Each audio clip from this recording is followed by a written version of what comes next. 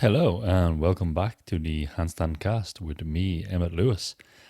Unfortunately, today my co-host Mikael Christiansen is not with us. He is hopefully having a great time. He's working with his company, and they are in the depths of devising, and he just doesn't have enough brain space, I suppose, to do the episode today, which is fair enough. They are working on their current show, Handstand Forest, and I'm hearing reports. It's in the later stage of production. I know you guys have been listening along the rest of the series. You kind of have followed the journey with it. So yeah, I'm looking forward to seeing it. I hear it's all good. I hear everyone's getting a bit wrecked from it, so that's always a good sign in these kind of things of get the creative juices flowing, I suppose.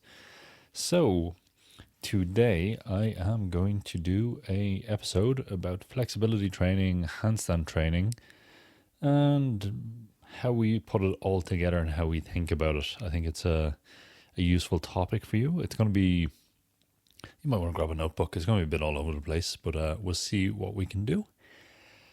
So there's always this kind of consideration when we think about any skill really, not just handstands, but every kind of skill has a flexibility demand to it, a passive flexibility demand and an active flexibility demand. It also has the ability to control your range of motion and to provide variety and variability in your range of motion. This is a universal truth to most activities we do, unless it's, I don't know, I can't even think of one that does it. So what we're looking to do in our flexibility training is also think about, how do we want our handstand training to be? What do we want our practice to be? This is a personal question that you have to ask yourself and figure out for yourself, like, and I know we have everyone listening, from people who are just learning to handstand to kind of advanced people who are like working on performance level things. So you kind of have to have an idea of like, what do I want to do? Am I just doing handstands to do a handstand and I want to get a line and I don't care about being textbook perfect? Or do I want a handstand and a handstand practice that is a vehicle for self-expression?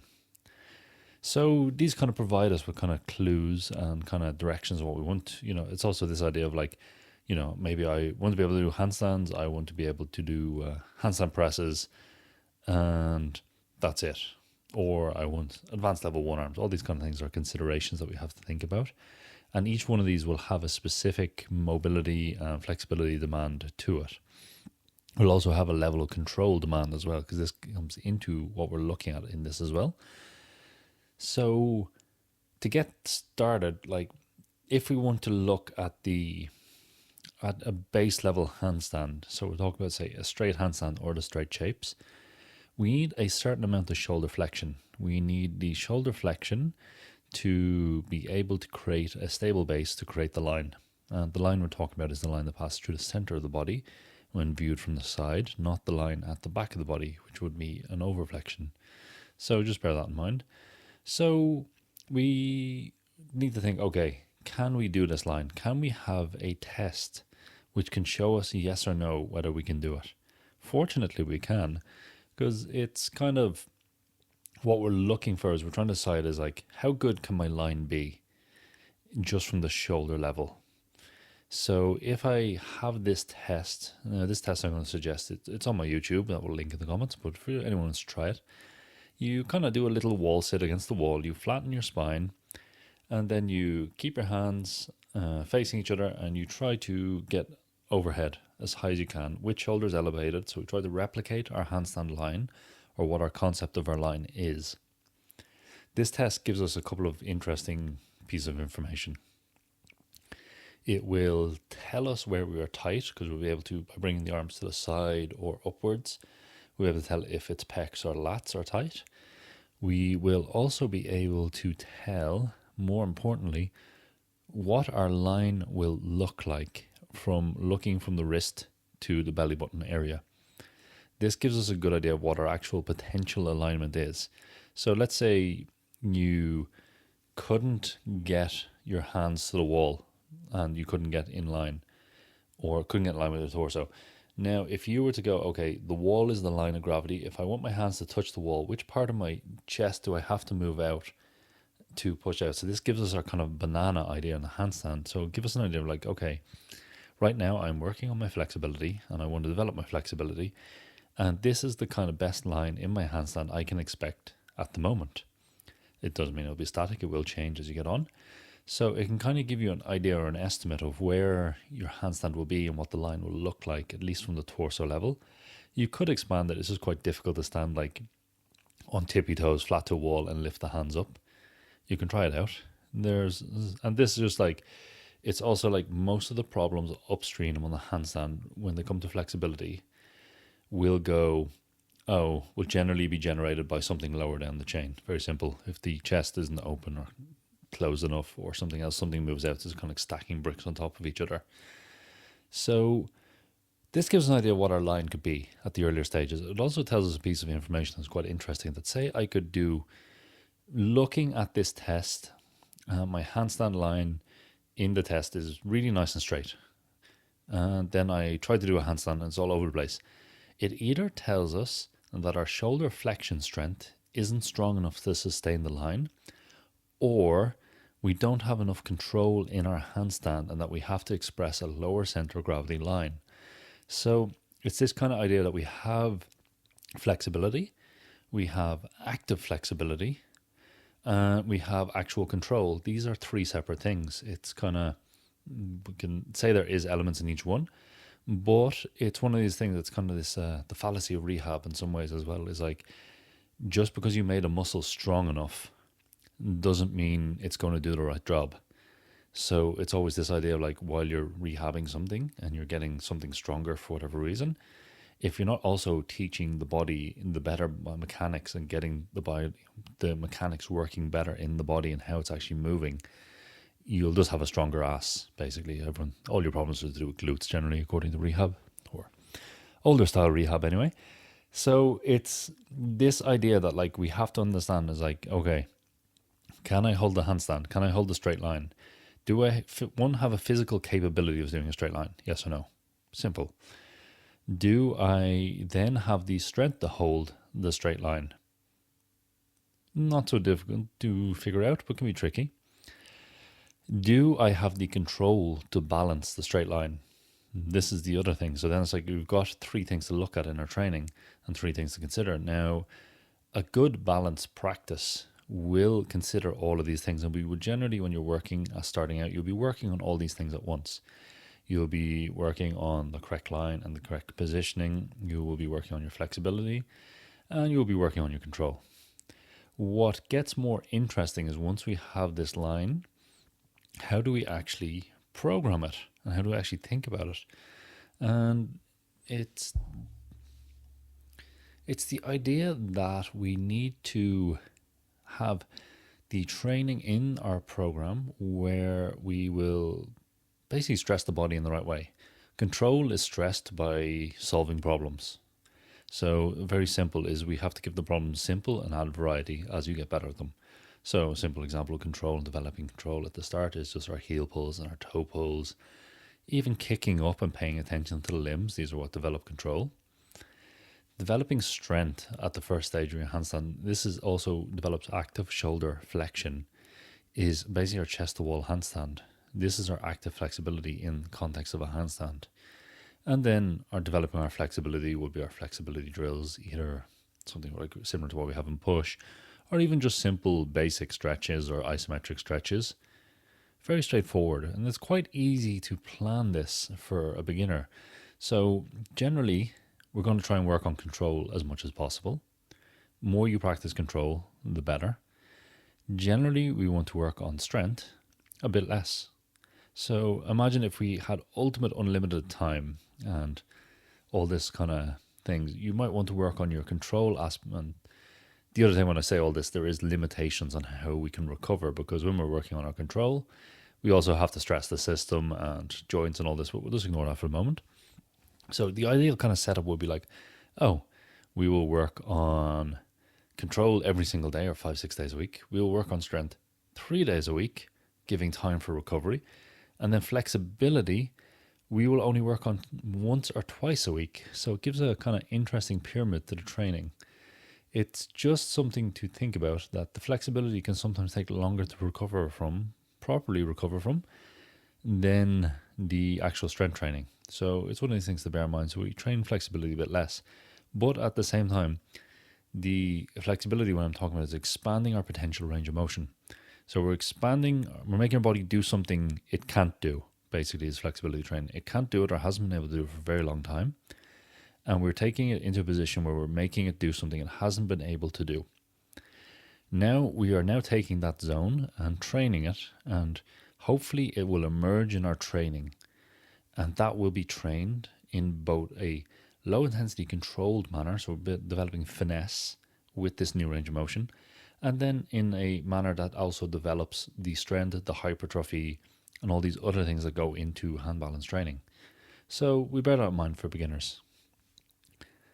What begins to get more interesting, and one way to think about it, is how do we start thinking about developing flexibility in the context of a broader practice? And this is kind of the main topic for today, I suppose, is let's say you've reached intermediate. We're generalizing today. It's the only way we can do this in such a short time, is we are going to generalize that you are an intermediate hand balancer. You want to develop your splits and your flexibility and your bridge to do all the advanced kind of repertoire. Now, I suppose I'll give you guys like what I would consider getting into advanced hand balance. Advanced hand balance, well, it's probably going to be very harsh when I say this, but actually I have 3 levels of hand balancers, which have sub-levels. But beginner hand balancer is someone who can't handstand, is going from I can't handstand to I can do basically all the shapes. Cool. That's a beginner handstand. Once you can do all the shapes, and then you're going from press handstand to one arms. So getting all these things, you're intermediate. Then you're getting advanced, would be the graduation criteria I have for my students when they do advanced hand balance, is they are able to do this sequence. So they're able to do straight, half straddle, straddle, diamond, tuck in one set, change to the other side, and do that on the other side. So right and left side have to do that. Generally, I'll kind of force them to either do it to a count of either 3 or 5 count, depending on what I think they are, but that sequence. You have to be able to do a Mexican handstand where your feet go below parallel to the floor. And hopefully a scorpion handstand. There's a bit of leeway on this one. And one flag shape. Flag shape I'll leave to them whether they want a hook flag twisted or straddled or whatever. So that kind of graduates you into expert-ish handstand. So we're looking today at someone who is stopping the beginner process, or they are a beginner. It's a never-ending process. Wants to have all the tools ready to work on the advanced repertoire, which means you need splits, you need bridge, basically. But how do we actually put them into the context of all the other training? And this is where things get interesting. So the first kind of thing is we have to have our training laid out in the week, because if we do some decent flexibility training, we're going to end up stiff the next day. Most people will end up stiff or have some rebound tightness. So if we were thinking, okay, I am going to work on my weight shifts to one arm, or even my press handstand, weight shift to one arm, and I need to be able to max out my straddle handstand to its highest limit, but the day beforehand I'm going to do a mega session for my splits. Then you're going to come in, and then maybe it's just not going to go so well because you are very tight, you're unable, there's a lot of resistance in the body. So we have to bear this in mind in our training week. How do we lay out our training? The same goes for pressing. It's like, okay, I want to work on my press handstand and I need my pancake to be as best as possible for that. Where in the week do I put that when I want to work on the pancake? Well, the obvious answer is you do your pancake training afterwards, but at the same time, maybe it could be more advantageous to do it before. So we're going to kind of talk about this. We're going to talk about how we might set this up and how we might approach this. Same with bridge and same with the other splits. I'm going to give you a lot of broad concepts today to think about. So the first ideas we have to have is how do we set up our training week? So, setting up our training week is we have to have an idea of how we like to train. Is first off, this is what it comes down to. It's like, what do I like to do and how do I like to do it? Do I have a baseline and do I know what it is? So generally, the way I would program a lot of the time, or the way I would suggest you program, is your training week will start off, let's say you take 2 days off the weekend and you're going to train 5 days a week. I'm making it very simple for myself here. Or you might do 3 days, 1 day off, 2 days. So Monday to Wednesday, Thursday off, Friday, Saturday. Kind of a straightforward setup. That one's kind of a better one because you get a break off in the midweek, but who knows? And depending if you work or not, Saturday can be a very good training day. But I won't consider that for a moment. So what we do is we think we've had a break. We've had Monday. We come in Monday. We generally, for a lot of people, you'll find, now this is hit and miss. I think Mikhail ran a poll on his stories and got a kind of 50-50 answer on this. So coming in after a rest day, you may or may not be able to perform your highest skill repertoire because you'll need 1 day of training to get locked into it. So if you find that, then you want to schedule your training depending, either Monday or Tuesday. You want to have your movements that have the highest skill demand, and also you need to be the freshest for. So let's assume you come in on Monday and that's your best day, or that's the day when you can perform your highest skill, highest demand exercises. So you'll do them that day. The next day, it can either be a repeat of that, or it can be movements that require less skill. So Monday could be, I will start working on new shapes or new transitions, or I'll start working on, let's say you're working on the one arm, I will work on straight arm support rather than 4-finger support. Then on the Tuesday, you would come in and work on, say, 4-finger support, more strength, higher endurance demands, or same amount of strength, but less variables to control about. And then on Wednesday, we will move on to something different. We would work on, say, our pressing strength. So in this setup, we have to think, okay, what do we do? On Monday, we're going to put all of our stats into hand balance. We're just going to use every bit of energy we have in the training to do hand balance. We're going to work on all our high skill things. We're going to take our time in our session. We are going to push for new stuff. We're going to experiment.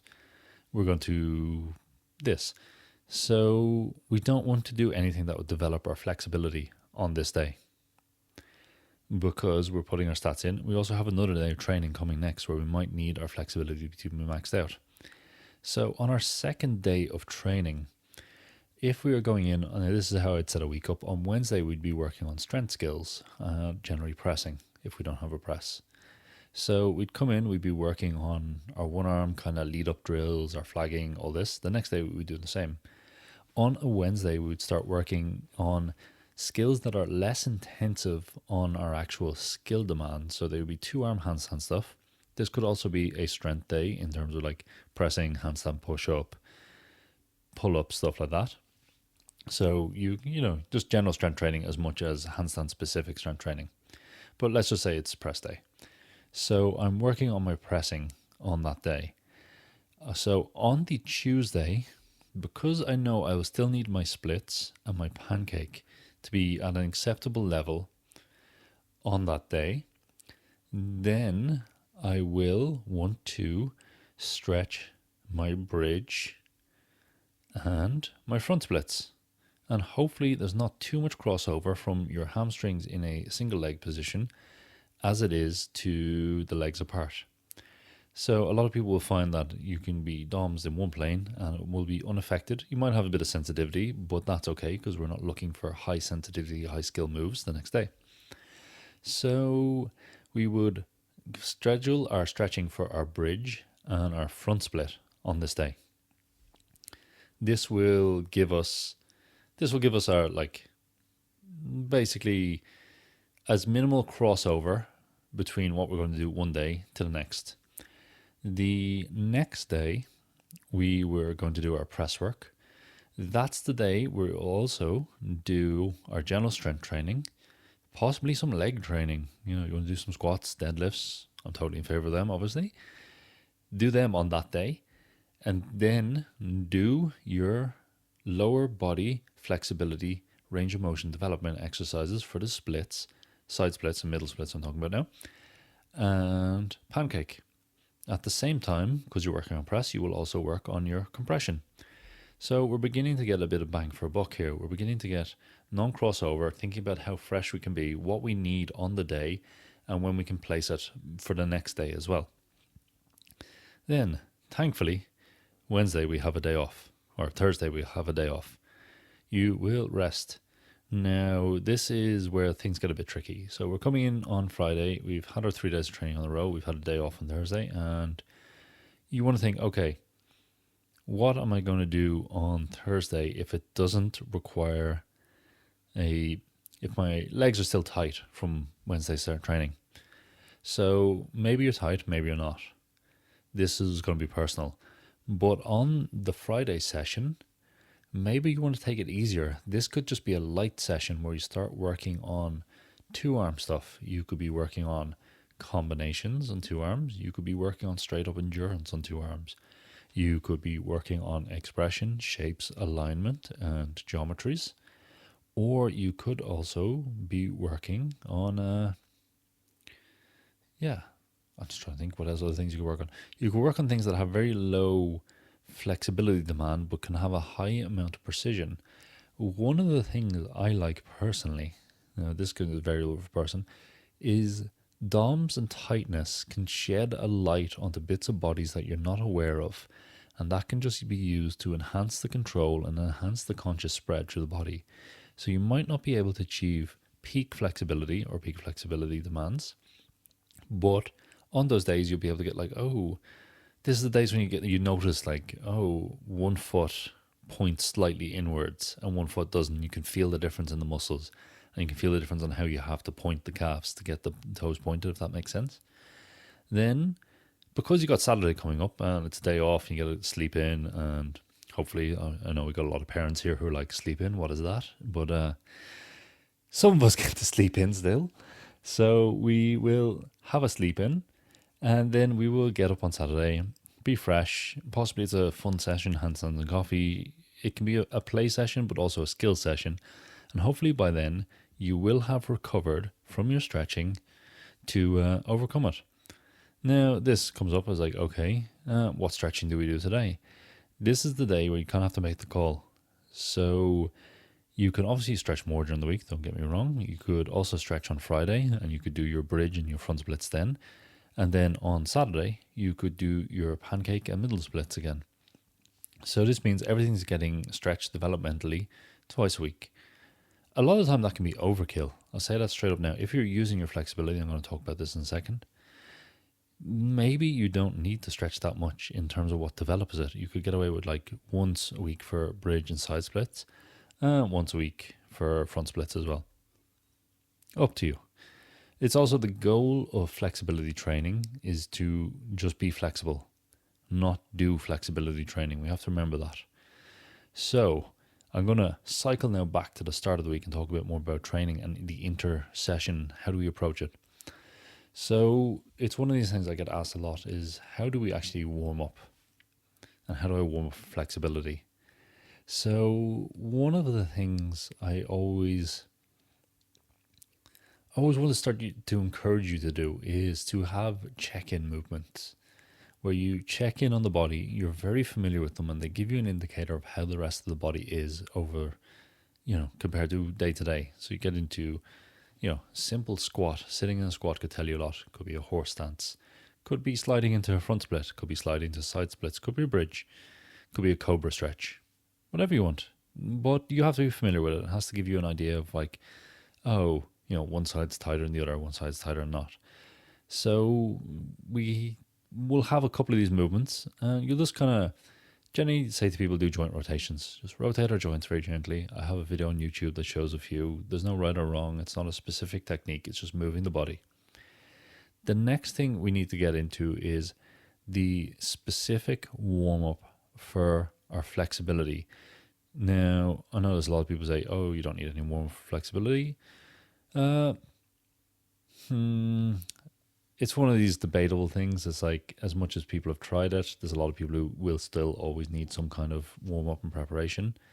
And there's other people who hopefully your flexibility training will get you to the point where you won't need it. You know, the goal is to be able to do it without a warm up, but I still advise you to take some time. It's kind of that thing, I think, in Thomas Kerr's book, Stretching Scientifically, he talks about like you should have the ability to basically kick someone in the head once you get up cold if you use his methods. And I agree with that. You probably will be able to do it. But at the same time, if you're about to do a 2-hour training session, you should take time to actually warm up and feel the body out. Our warm up or hand balance achieves a few things. It gives us this conscious awareness of the body and the limbs. We do it if we're trying to feel the limbs out and feel if we have dark spots or other things and how it is on that day. It gives us a chance to practice our own personal aesthetic. So let's say I really want to let's just talk about very straight lines. My aesthetic is really straight lines with really nice pointed toes and extended knees.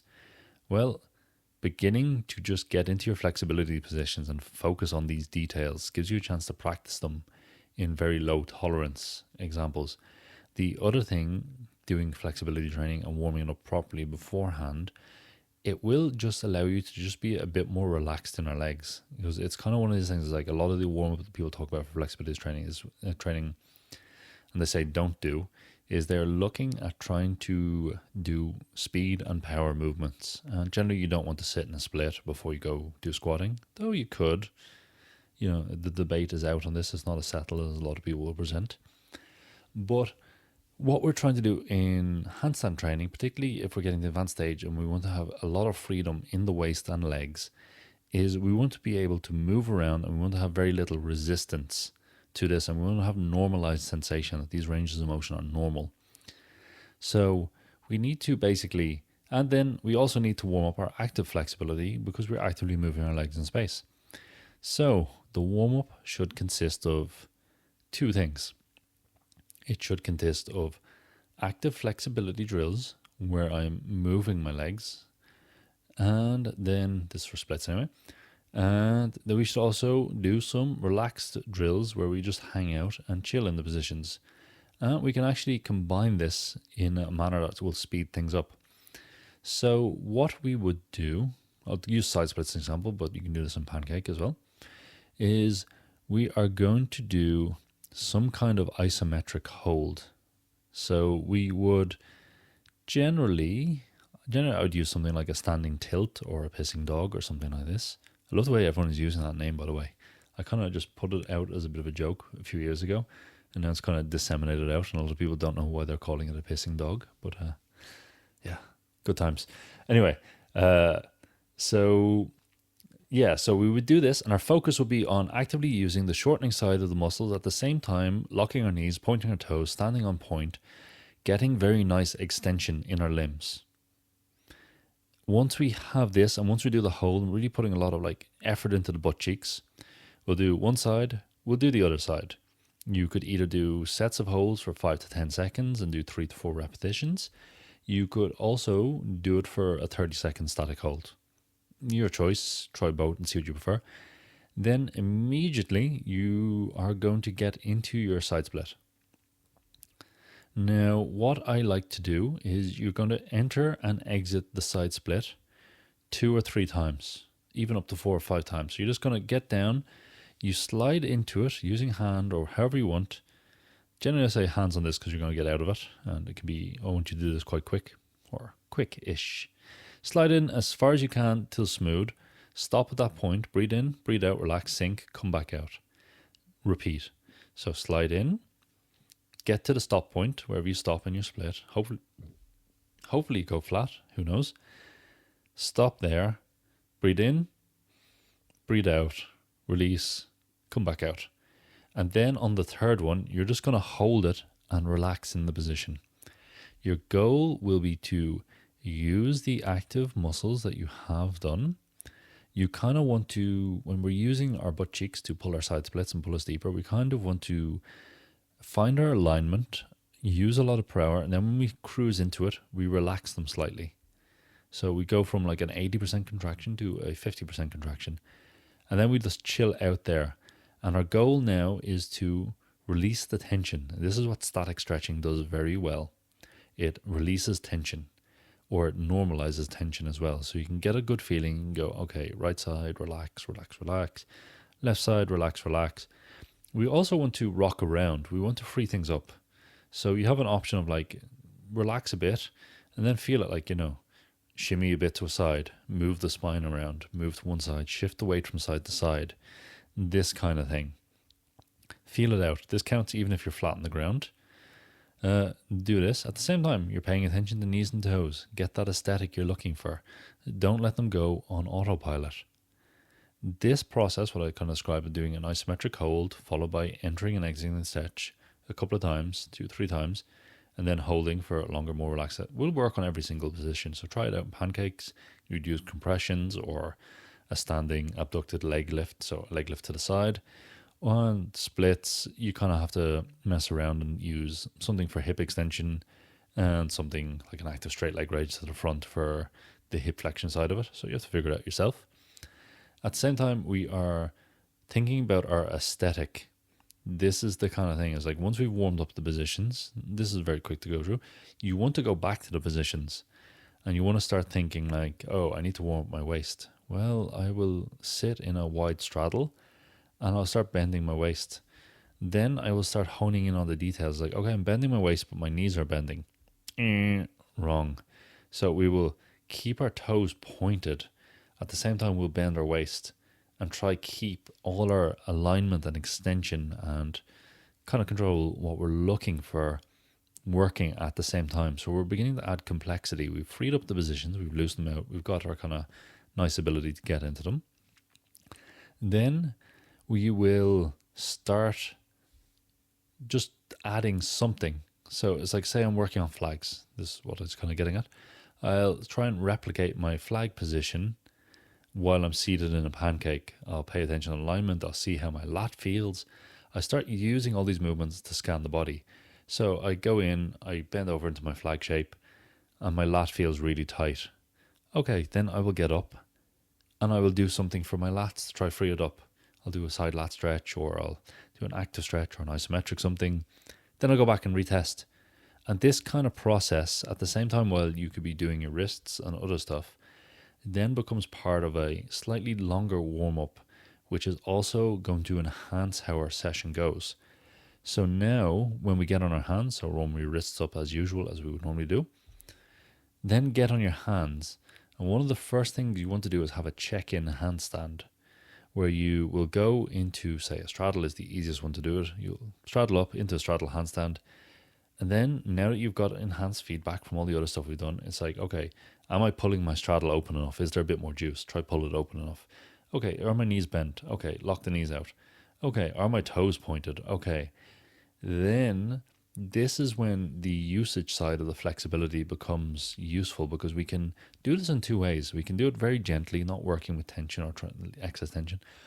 Or we can start holding, say, straddle, diamond, tuck positions with a lot of tension in the legs. We can start squeezing all the muscles, squeeze them really tight, point them really hard.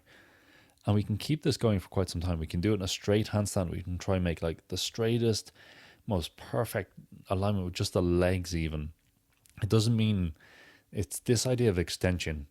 Extension is a quality that I talk a lot about in circus and in ballet as well, where we're not just, our body doesn't stop at the ends, it stops beyond the ends, so we fill space. The same idea applies in handstands, and this is what stretches our intent. Is we're not just, and it's not about like making big shapes and getting your shoulders up to as high as your ears you can. It's more that you're trying to make the intent, or I don't know, to get metaphysical, your aura, or you're shooting laser beams out your feet. This idea, like, okay, I'm stretching out, and every single part of the body is involved in the shape. This will enhance the flexibility as well. So we're beginning to start with our warm-up, getting loose, then getting to a point where we're like beginning to shape the body in the specific manner we want it to be. Now I'm just using straight lines, but it could be flex feet and flex joints and all this. That's fine if that's your style. If it is a conscious choice and you can choose between one or the other, it is cool. If one is your default and that's all you can do, but you want the other, then you need to work on it. But then we will start using our flexibility and in our basic shapes when we're doing our warm things and the things that are very, very simple to us. We will start trying to find all these nice alignments, because once we start doing things that are more complicated, things start going to shit. We know this. So it's like, okay, I want to start going from a straddle to a straight to a tuck to a straight to a straddle to a straight, something like this, some kind of leg movement. And then suddenly when we watch the video back, you should be watching your videos, you will see your feet will go to shit if you haven't practiced paying attention to the feet. But because you have a body map that you can now pay attention to the feet and that you've warmed up in the flexibility you don't need to focus so much on pulling your knees apart or pulling it in, legs apart into the straddle, because the alignment should be set. But then you can start paying attention to the distal parts of the body and start getting that intent and getting that conscious inhabitants of the body going on. At the same time, we can start thinking, this is how we want our aesthetic to be. It's kind of this thing of like, I do like people to get straight lines and all these kind of nice extensions and these things in classic lines. But at the same time, then we begin to have a choice. It's like, oh, I want to make my shapes a bit funky. I want to, play with them. But it gives you this intent. I'm getting slightly off handstands here. Or, no, not handstands, flexibility, but I'll go back to it. So we have done this, and all this higher tension usage of the flexibility in the positions goes into working our positions in a lower intensity manner. And what do I mean by that? So I have talked about before about this idea of gravity as an assistance to stretching, where we will add gravity is a vector that applies the force in a direction. So in some of the positions, if we were to say, let me think, let's describe this. So if I was to do a pike stretch and I go forward, standing forward fold, gravity is pulling me down, it's assisting the stretch. If I was to sit on the floor and go forward, gravity is at right angles to the stretch and it's about 90 degrees. It's never going to go away completely, but it's not really assisting the lengthening direction towards the feet. And then if I was to do a hanging leg raise where my legs are going up to toes to bar, it's basically a pike stretch, but its gravity is resisting the movement of the legs or resisting the stretching. So we have these kind of relationships in the body where we can use gravity to educate the body on what we're looking to do. The same thing happens in handstands, where if we are in our inverted positions, in our splits, this can be front splits, side splits, pancakes, whatever, gravity will help us it'll give us a vector. It's pulling ourselves down. Then can we take over and can we control it? So if gravity is pulling our legs down, our legs weigh 10 kilos, can we take over and use that vector from gravity and say, okay, we're going this way, let's enhance it. And this is what begins to feed into the flexibility training. If we don't have a handstand practice or practice that actively uses our flexibility in 3D space, then we have to create it outside it. But because everyone here does handstands, we are using handstands to develop the flexibility. And this is why you would generally see, if we think about circus artists, pole dance, aerialists, all these kind of things, not jugglers, not you jugglers, go away. They generally have quite a big range of flexibility and quite an accessible flexibility because they play with all these relationships with gravity. And if we even just look in strength training terms, if we have maximal sets where we're working against gravity, we have submaximal sets and we have assisted sets. This is what's going on. So if we're treating flexibility like a strength training, this is what's going on. We also have variety, and we also have daily undulating periodization. Awesome. So we have a lot of things going on there that we could pull from strength training words if we wanted to use their terminology. But we're not for a moment. So this gives you an idea of how then we would finish the session, and then we would do our developmental stretches. So our developmental stretches might be sets of isometric side splits or other such things. We might try and work on the active closing and the supersetting sort of shortening ranges with closing ranges. So these kind of things as well. So it can get complicated, but a simple example would be we want to get our tailor's pose. Flat, so it's against the wall. We would work on the shortening side where we will try to max out our pushing down against two yoga blocks. We crush these blocks, crush. Then we'd take them out and we'd get some weights and we'd put the weights on our knees and then we'd lift the tailor pose up and down, also using the glutes to pull us down. So we'd go down into the stretch, we'd use the glutes to help drive us down using gravity and the weights, pull us down, reach the bottom, pause for a second or two, lift back up. So we have enhanced the shortening ability and then we work the lengthening ability. And this would be hopefully drive you into a new range of motion or a range of motion that's not available when you're cold. This puts the flexibility training into the context of the greater picture. And it's kind of one of those things. It's what I was kind of touching on the aerialists and the circus artists is, if we were just to take the flexibility component out of it and say, what do you do for your flexibility? And they give us the flexibility training. We'll say aerialists. It's easy to pick on, but we go, what do you do for your leg flexibility training? They go, oh, I sit in splits and I do this stretch and I do that stretch and I don't really pay attention to it and I kind of just do them at the end of training. And if someone who didn't do aerial tries to take that stretching program, maybe it will work, maybe it wouldn't. But what the aerialist doesn't realize, or a lot of them do nowadays, but maybe not when I was at school, is all the times they're using their flexibility, trying to find their alignments, trying to find these deep shapes and the lovely splits in the air and all this kind of stuff. They are training their flexibility. We are doing the exact same thing in handstands. We just have to be semi-formal and semi-aware of what we're doing.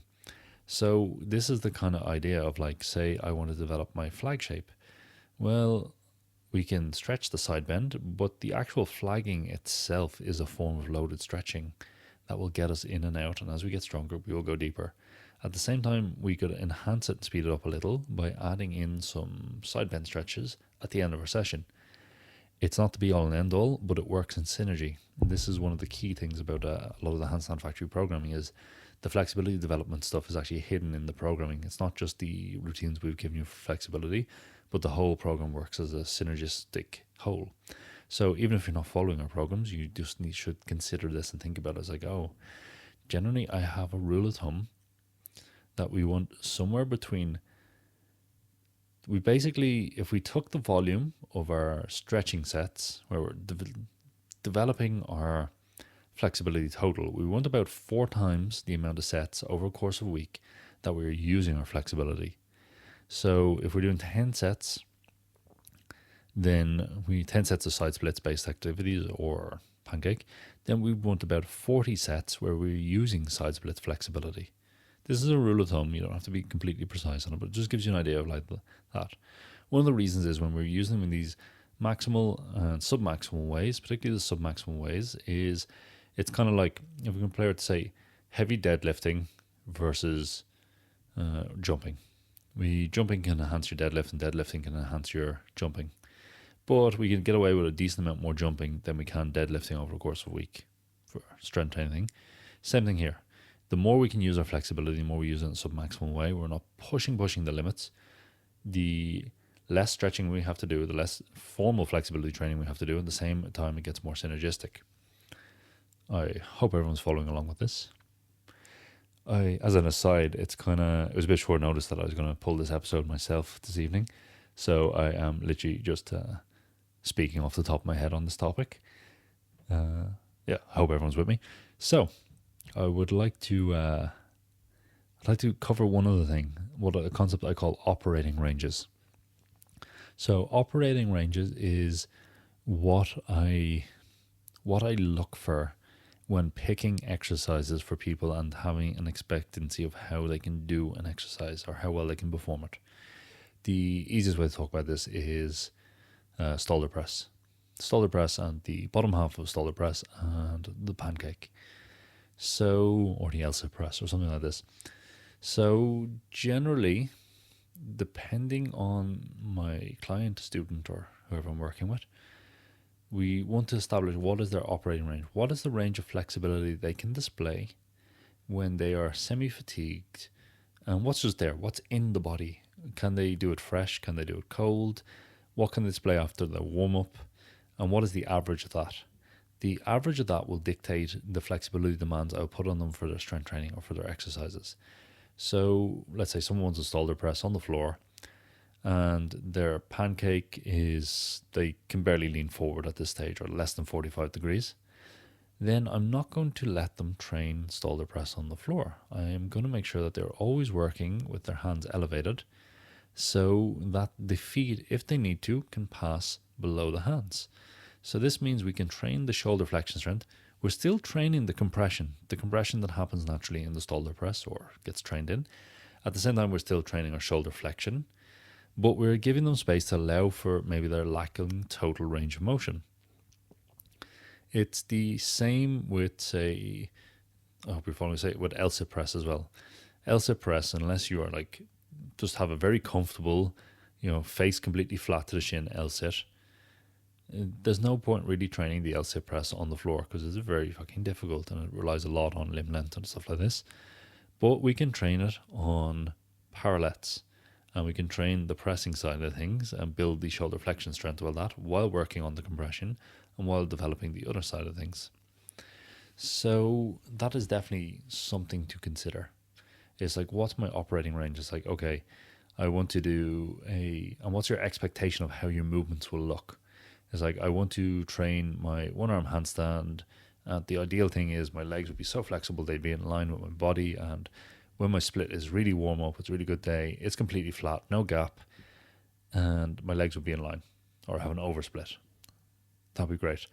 But when I warm up, when I get comfortable with my split and it's not too forceful, I'm not pushing down hard, or when I lie on my back and I test my split and I pull down with a casual amount of force, the legs are kind of maybe 160 degrees. They're not completely flat, they're above the horizon. Think about it that way. So then in my one-arm handstand training, I won't have the expectation of looking on the side and expecting my legs to be on the same plane as the body. I'll have the expectation that they will replicate my lying on the back split. This is pretty universal for a lot of people.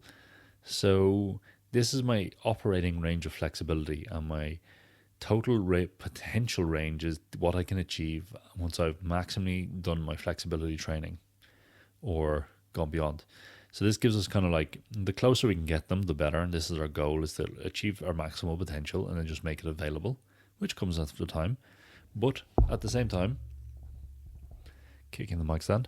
So at the same time, this gives us our choice. It's like, okay, if I've really stretched out my shoulders, I've really spent a lot of time, I've done all my drills, then I'm completely flat and my handstand has the potential to be straight. When I do a general warm-up, like I described, and get warm and get ready to do my training, they're not perfectly overhead, so then I don't have the expectation my line will be perfectly straight, but I know I have the potential in there for my line to be straight once I've trained long enough and consistently enough. So that's one thing to think about on the operating range. The operating range also applies to active flexibility. Let's say, let's pick a big example just to do this. So I have someone who can go completely flat to the floor on pancake, and they have trained their body for quote unquote floppy, useless flexibility, as some people would let us go. And does that even exist? Anyway, whatever. So they've trained it and they have no active strength. So they can sit on the floor and they can't lift their leg up in a compression. And they can't get the compression strength. Generally, for a shoulder press on the floor, I like people to be able to lift their legs up. Generally, sort of 30, 40 degree angle is pretty good. Then once they can do that, if they can't do that, then it's the same idea. It's like, oh, well then we probably won't work on shoulder at all with this person. We just work on their compression strength, and they would do shoulder without training it, but it's another thing. So we would just generally go, okay, where can you compress? We'll sit on a box and we'll measure the compression. We go, okay, say you go parallel to the ground. This same person would do the same exercise as the other person, the hands raised, shoulders, but with a focus on drilling the compression. So we might pick different exercises that put more focus on compression strength in the shoulder press to build their shoulder flexion, as well at the same time as building their compression.